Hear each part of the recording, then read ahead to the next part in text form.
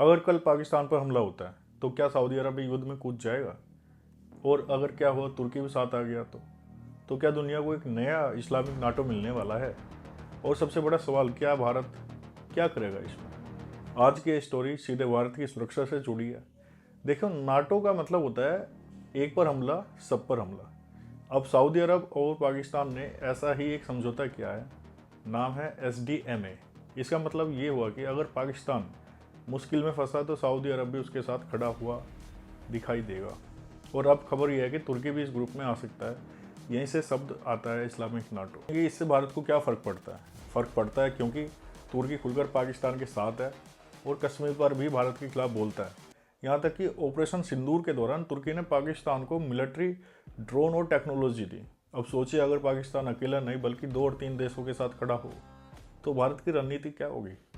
यहाँ एक ट्विस्ट है, सऊदी अरब भारत का दुश्मन नहीं है। तेल निवेश और व्यापार हर जगह भारत और सऊदी के साथ है। लेकिन अगर वही सऊदी पाकिस्तान के साथ गठबंधन बनाता है तो भारत को सतर्क होना पड़ेगा। ये जियोपॉलिटिक्स, दोस्ती और रणनीति साथ नहीं चलती। पहले से क्वाड में है, अमेरिका, जापान, ऑस्ट्रेलिया के साथ, लेकिन वो क्वाड चीन के लिए है। अब सवाल है, क्या भारत इस्लामिक नाटो के जवाब में एक नया क्वाड बना सकता है? अब कहानी इंटरेस्टिंग हो जाती है क्योंकि इजराइल, ग्रीस और साइप्रस, 3 देश पिछले 10 और 12 सालों से एक साथ काम कर रहे हैं। मिलिट्री एक्सरसाइज, डिफेंस एग्रीमेंट और 2025 में सैन्य सहयोग पर भी साइन की गई। बस एक सीट खाली है, भारत की सीट। अगर भारत जुड़ता है तो यह होगा इस्लामिक नाटो का साइलेंट काउंटर। रियाद में बना हाईटेक मिलिट्री कमांड सेंटर, बड़ी स्क्रीन, लाइव डेटा और रणनीतिक मीटिंग्स, यह साफ संकेत था। अब सिर्फ यह गठबंधन नहीं है, यह अलग अलग देशों के सैनिक एक जैसी वर्दी में नहीं बल्कि एक ही मकसद के साथ था, यूनिटी का संदेश। पूरी इस्लामिक दुनिया के लिए सबसे बड़ा सवाल है, क्या इस्लामिक नाटो है या फिर एक प्रतीकात्मक गठबंधन?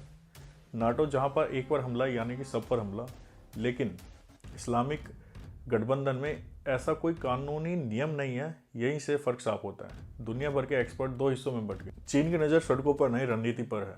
पाकिस्तान और सऊदी अरब दोनों चाइना की बेल्ट एंड रोड का महत्वपूर्ण हिस्सा है। अब दुनिया सीधी लड़ाई न लड़ती, अब लड़ाई अमेरिका, चाइना और मिडिल ईस्ट के बीच ताकत के संतुलन की है।